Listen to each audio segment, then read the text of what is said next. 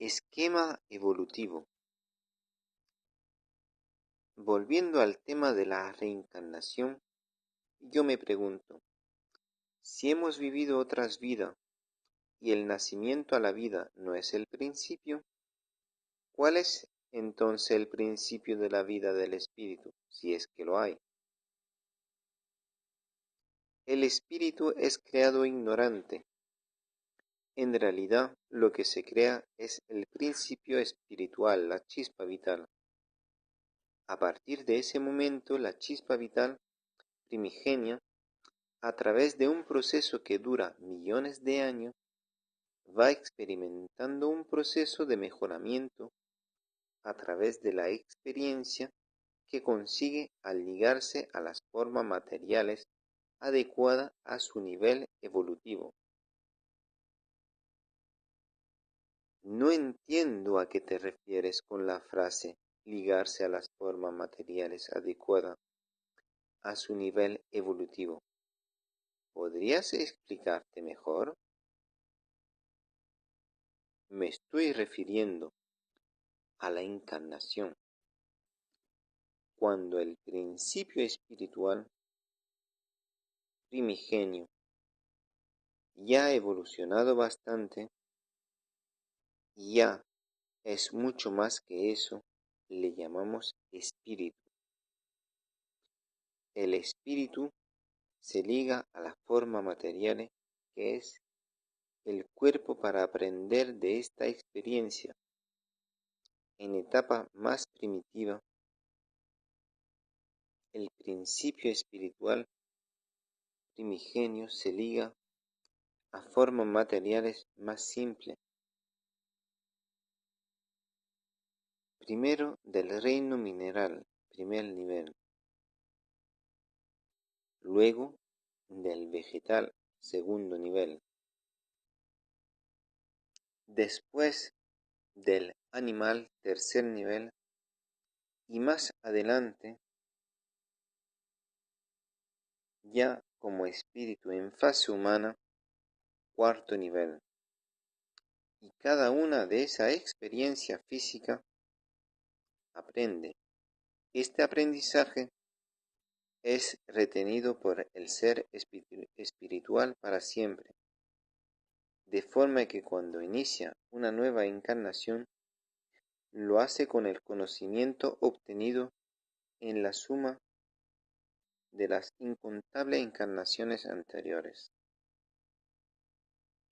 ¿Quieres decir que en vidas anteriores hemos sido animales? Y si buscamos todavía más atrás, hemos podido encarnar en una piedra. Más o menos, aunque no exactamente, ya que en las etapas anteriores la individualidad del ser todavía no está tan definida como en la fase humana. Esta se va consiguiendo progresivamente. ¿Qué quieres decir con esto? Pues que no es correcto decir que el espíritu estuvo encarnado en una piedra, porque en esa etapa no se podía considerar ni que la chispa vital fuera un espíritu individual, ni que una piedra tenga individualidad dentro del reino mineral. ¿Qué pasaría con la chispa vital si se partiera la piedra en 2 o 3 fragmentos que se dividieran? Pues no. Sin embargo, sí podemos decir que un protoespíritu está encarnado en un perro, puesto que su grado de individualización ya está más avanzado. ¿Y por qué lo llamas protoespíritu? Lo he utilizado aquí para diferenciarlo del espíritu que se encuentra en la fase humana. es una etapa anterior del ser espiritual, en el que ya existe un grado de individualidad bastante alto, pero todavía no se dispone de libre albedrío y corresponde a los seres espirituales que encarnan en mamíferos superiores. ¿Qué es lo que se pretende conseguir con esa especie de programa de encarnación sucesiva? Que el ser espiritual avance tanto en conocimiento como en sentimiento, que crezca en sabiduría y en amor. ¿Hasta cuándo? Es decir, ¿hay algún límite máximo al que podemos llegar? El límite máximo al cual se puede llegar a través de la evolución progresiva es la capacidad de Dios. Y como ésta es infinita, llegamos a la conclusión de que no hay límites. Es un proceso de evolución constante e infinito. Pero si te refieres al proceso de encarnaciones materiales, a medida que el espíritu avanza, las encarnaciones se van espaciando cada vez más, y el tiempo que pasa el espíritu sin encarnar aumenta, hasta que llega a un punto en el que el espíritu ya no necesita seguir encarnado en el mundo físico para evolucionar, y entonces continúa su evolución en los planos más sutiles de la existencia. Entraríamos entonces en el quinto nivel, y aún hay otros más por encima de este, pero a los humanos de la Tierra todavía os falta bastante para llegar a ese punto, por lo que no tiene sentido que hablemos ahora de ello. Aunque me repitan las preguntas, la vuelvo a hacer porque creo que me puedes ampliar más que al principio algunas respuestas. Ahí va. Si el espíritu tiene un principio, tiene un final, es decir, el espíritu puede morir, el espíritu no muere. Sería un contrasentido que después de todo, el esfuerzo realizado por el espíritu para avanzar en el más elevado estado de su evolución dejara de existir. Tener clara una cosa, el espíritu es inmortal, solo mueren los distintos cuerpos en los que se encarnan para evolucionar. Ya, pero podría ocurrir que cuando estuviera muy evolucionado y cerca de Dios se fusionara con éste. El espíritu, al evolucionar, se acerca a Dios, pero no se fusiona con él, es decir, no pierde su individualidad, ya que perder la individualidad sería casi morir. Más bien su voluntad se vuelve cada vez más afín con la del Creador y se integra voluntariamente en el plan divino.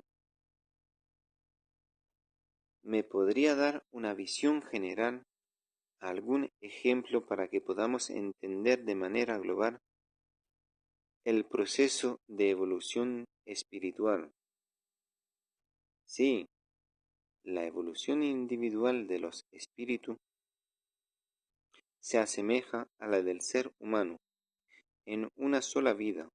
El niño recién nacido únicamente desarrolla por sí mismo y de manera biológica programada la función vital para el mantenimiento de la vida orgánica. No tiene capacidad de decisión propia y depende totalmente de los padres para subsistir. A medida que el niño crece, va adquiriendo progresivamente cierta autonomía y cada vez es menos dependiente de los padres.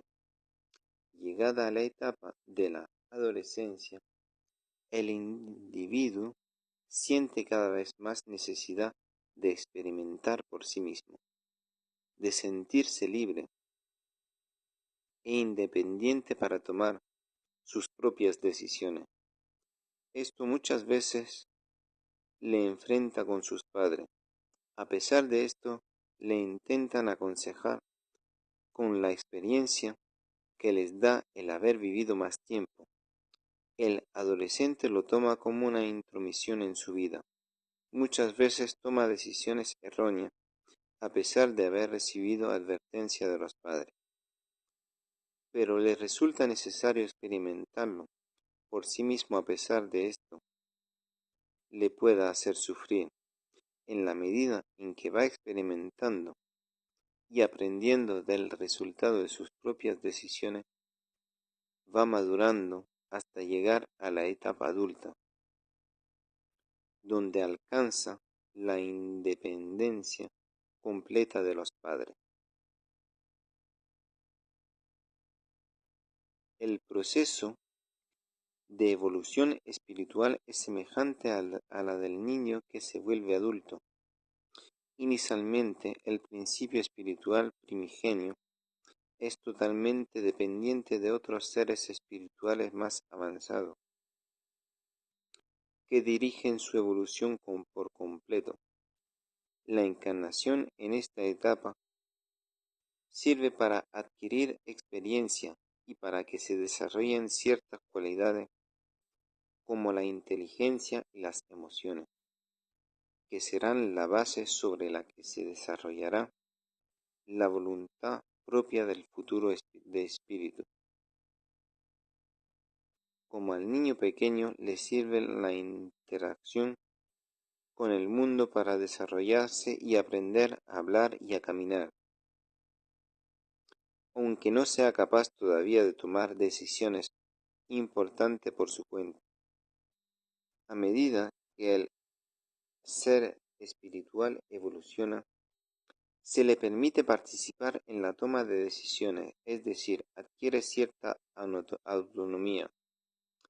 Llegados cierto momento, cuando el ser espiritual está suficientemente maduro, adquiere el libre albedrío, que es la capacidad de decidir su destino por sí mismo.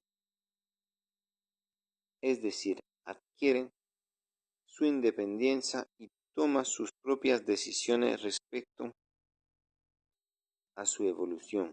Los espíritus tutelares ejercen en ese momento un papel semejante al de esos padres que aconsejan y advierten de los peligros que conlleva ciertas actitudes, pero que no obligan y permiten que el espíritu elija su propio camino, que si se equivoca una y mil veces, que aprenderá por experiencia propia,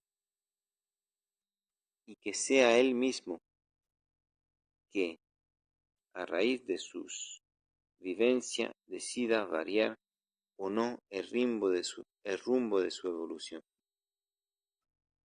Esto me aclara algunas ideas, pero sigo sin comprender estas primeras etapas en las que hablas de la chispa vital y encarnación en los reinos minerales, vegetales y animales. ¿Qué es lo que se pretende que aprenda el ser en esta etapa? Ya que parece que el principio espiritual primigenio, la chispa vital, el espíritu o como quiera que le llames, no tenga conciencia de lo que haces. Igual le ocurre al recién nacido, aunque el ser espiritual encarnado en las primeras etapas de su evolución no sea consciente ni siquiera de su propia existencia, eso no le impide aprender.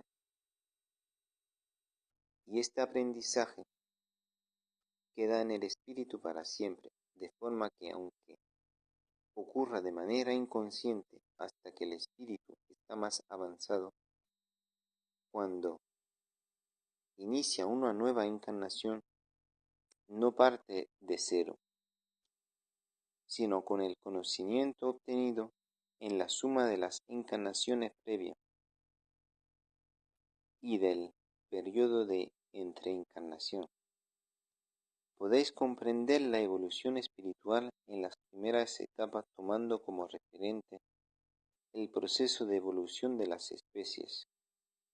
Vosotros mismos situáis el principio de la vida hace miles de millones de años, con la aparición en la Tierra de seres unicelulares que progresivamente fueron ganando en complejidad, de forma que surgió una primera diferenciación entre los reinos animales y vegetales.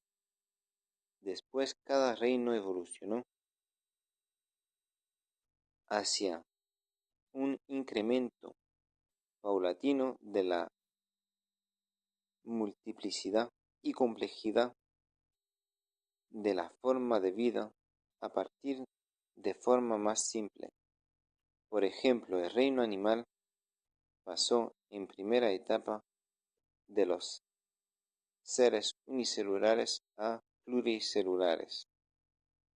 Más tarde aparecieron los vertebrados, entre ellos los peces. De los peces evolucionaron los anfibios, de los anfibios los reptiles, de los reptiles las aves y de las aves los mamíferos. En un proceso que ha durado millones de años, los mamíferos en proceso. Posteriormente, de los mamíferos más avanzados, surgieron los homínidos y de ahí las sucesivas especies de hombres primitivos, que cada vez tenían una capacidad craneal mayor que sus antecesores, desde el Homo habilis pasando por el hombre neandertal, el hombre de Cro-Magnon, hasta llegar al Homo sapiens sapiens actual. En realidad, todo este proceso evolutivo que ocurre a nivel físico está dirigido desde el mundo espiritual con el objetivo de que los espíritus en evolución encuentren el soporte físico adecuado para desarrollar su creciente capacidad, pues necesitan para su progresión experimentar la vida física en todas sus manifestaciones, desde la forma más simple hasta la más avanzada. Son las entidades espirituales avanzadas las que promueven la aparición de especie más evolucionada en el mundo físico cuando existe la necesidad de proporcionar a los seres espirituales un vehículo físico más adecuado, que les permite continuar avanzando en su aprendizaje. Esta nueva especie surge con modificaciones de la especie ya existente, para que el proceso de transición del espíritu de una especie a otra sea progresivo y no abrupto. ¿Qué quieres decir entonces que el ser espiritual ha de encarnar en todas las especies para poder avanzar? En todas no, porque hay muchas especies que son de nivel equivalente, pero sí ha de pasar por todos los niveles. Y no puede ocurrir que a medida que los espíritus avancen, escaseen los protoespíritu que necesitan encarnar en las especies inferiores, ¿qué ocurriría entonces con esas especies? El proceso espiritual de creación no cesa nunca, de manera que siempre existen seres en los diferentes niveles evolutivos que necesitan encarnar en el mundo físico para aprender. Lo que sí es cierto es que el proceso creativo existe en ciclos o etapas de mayor y menor intensidad creadora, de manera que a veces ocurre que se acumulan una gran cantidad de espíritu o protoespíritu en una etapa, pero puede haber menos en las etapas anteriores o posteriores, como ocurre con la tasa de natalidad de muchos países, en los que se dan periodos de explosión demográfica alternando con periodos de menor natalidad. Pero todo esto está previsto en el plan cósmico de evolución, y no dudéis que las entidades espirituales superiores se encargan de dirigirlo, conocen perfectamente estas necesidades. Sí existe una gran cantidad de seres que están dando simultáneamente el mismo salto evolutivo, pueden determinar la extinción masiva de determinadas especies que no se requieren en determinados momentos, como ocurrió con los dinosaurios, y la aparición y proliferación de nuevas especies evolutivas más avanzadas. Según lo que me expone, quieres decir que el espíritu de un animal puede encarnar en un humano. Como ya he dicho, a medida que el espíritu avanza, necesita también la encarnación en un cuerpo material más avanzado, pero no mucho más que su capacidad, ya que quedaría desbordado por la situación del mismo, modo que el estudiante de una escuela de piloto no comienza su formación yendo directamente a pilotar un avión de pasajero, sino que inicia su aprendizaje primero con un simulador de vuelo y luego pilota avioneta, y solo cuando está preparado se inicia en el pilotaje de un avión grande. El protoespíritu que ha podido encarnar en un primate todavía sin libre albedrío completo, aunque ya con bastante capacidades tanto de inteligencia como de sentimiento, puede encarnar en un homínido, y a medida que va aprendiendo irá encarnando en especies con capacidad craneal más adecuada a sus necesidades evolutivas, de manera que el espíritu de un animal acabará evolucionando hasta llegar a ser un espíritu humano, encarnado en algún momento en la especie humana. Pero esto ocurrirá abruptamente en una vida inmediata, sino después de un proceso encarnatorio en especie intermedia, de la misma manera que un niño que está en primero de primaria, que ya haya aprobado todas las asignaturas, no pasará al curso siguiente, a segundo de bachillerato, sino a segundo de primaria. Y a medida que vaya superando los cursos posteriores, llegará un momento en que cursará segundo de bachillerato. Y al revés, ¿puede el espíritu humano encarnar en un animal? Según lo anterior descrito, la encarnación de humanos en animales no es posible, ya que sería un retroceso en la evolución. El espíritu puede estancarse en su evolución, pero no puede involucionar o retroceder a etapas evolutivas que ya tenía superada. De igual manera que si un alumno no supera los exámenes de un curso, no se le desciende a un curso inferior, sino que se le hace repetir al año siguiente el mismo curso.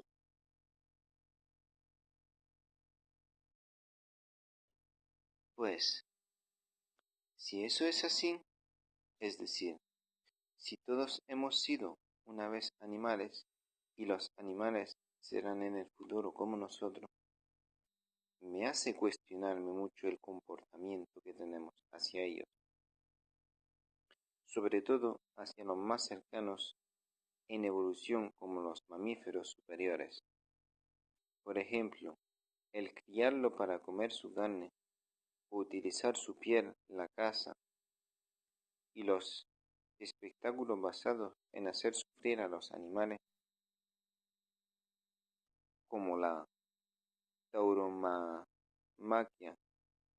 si están espiritualmente tan cerca de nosotros, es casi como hacerlo a un humano. Así es, como hermanos pequeños vuestros que son, merecen una mayor consideración y respeto. Pero, puesto que la mayoría de los humanos no tienen respeto por la vida ni los derechos de los de su propia especie, es difícil todavía esperar de ellos un respeto hacia los que consideran poco menos que nada. Aun así, vais progresando respecto a épocas pasadas. Los hombres de las cavernas no venían ningún problema en comer carne humana. Sin embargo, en la actualidad el canibalismo es considerado un acto repugnante e inhumano. ¿Y por qué? Pues el grado de sensibilidad respecto al resto de seres humanos se ha incrementado respecto a aquella época primitiva. Con los animales ocurrirá lo mismo cuando la mayoría se sensibilice con su sufrimiento y se dé cuenta de que son hermanos muy cercanos a la evolución, tanto física como espiritualmente, dejarán de ser esclavizados, torturados y asesinados para comer su carne o vestirse con sus pieles. De hecho, ya tenéis muchas personas que consideran una aberrancia comerse su mascota, y ya hay en vuestro mundo muchas personas que luchan por defender los derechos de los animales y que han renunciado a comérselo porque ya han evolucionado lo suficiente para tomar conciencia del lazo que los une a ellos. A medida que la humanidad avance espiritualmente, lo hará también el vegetarianismo, y respeto por los derechos de los animales en las civilizaciones humanas espiritualmente más avanzadas, un peldaño por encima de los vuestros. El comer carne de animales es tan repugnante como lo es para vosotros comer carne humana. Y por supuesto, no se divierten enjaulando, torturando o matando animales como pasa en vuestro mundo.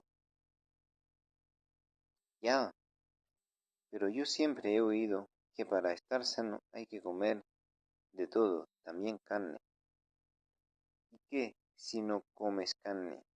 Puedes enfermar por la carencia de algún nutriente esencial.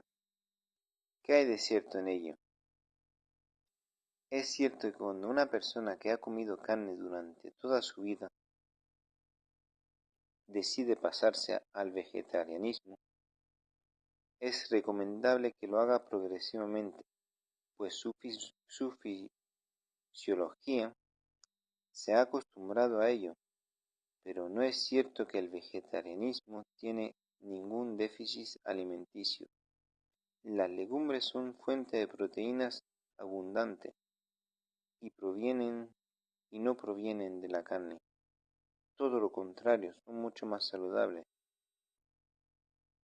Siendo vegetarianos, evitaréis muchas enfermedades que provienen de la putrefacción de la carne dentro de vuestro organismo y por distorsión y descenso de la base vibratoria del cuerpo astral que provoca la ingestión de un ser tan semejante en evolución a vosotros. Para vuestra fisiología, una dieta ovo-lacto-vegetariana es perfectamente saludable y aporta todo lo que el organismo puede necesitar. ¿Y de qué depende que el espíritu deje de encarnar en una especie y pase a encarnar en otra más evolucionada? Del avance que haya logrado durante esta etapa, hasta que el ser espiritual no haya aprendido lo suficientemente, encarnando en las especies de semejante nivel evolutivo, no pasará a encarnar en especies de nivel evolutivo inmediatamente superior. Los seres que más rápidamente avanzan son los primeros que pasan a encarnar en las especies de un peldaño por encima de la actual.